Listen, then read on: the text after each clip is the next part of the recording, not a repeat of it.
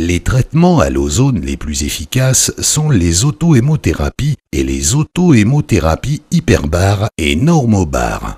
Pour ces deux types de traitements, un sanguicette et une canule, dans notre exemple une canule à ailette 1.1 jaune, et un anticoagulant sont utilisés.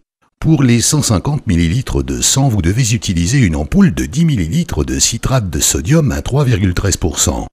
Accrochez le sanguicette sur la ligne porte-sérum et fermez le clamp à molette du tuyau inférieur. Reliez le tuyau supérieur du sanguicette au filtre de protection et branchez-le sur la sortie de vide d'air de l'appareil Humason. Sur le tuyau du clamp à molette, placez la canule à ailette 1.1. Laissez encore le petit tuyau de protection sur la canule.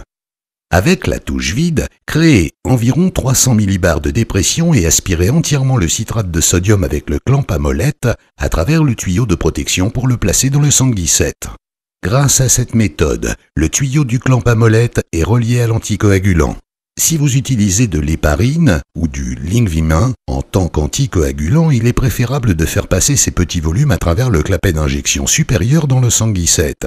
Fermez ensuite le clamp à molette et créez un vide d'une pression de 300 à 400 millibars, puis effectuez la prise de sang.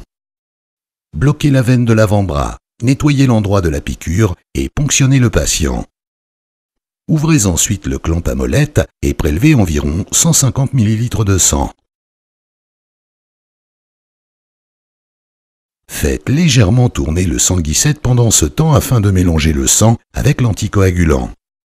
Lorsque vous avez prélevé environ 150 ml de sang, retirez l'aspiration du vide et faites recirculer environ 10 ml de sang mélangé à l'anticoagulant en perfusion au goutte à goutte. La canule reste ainsi libre et vous pouvez procéder tranquillement à la fumigation sanguine.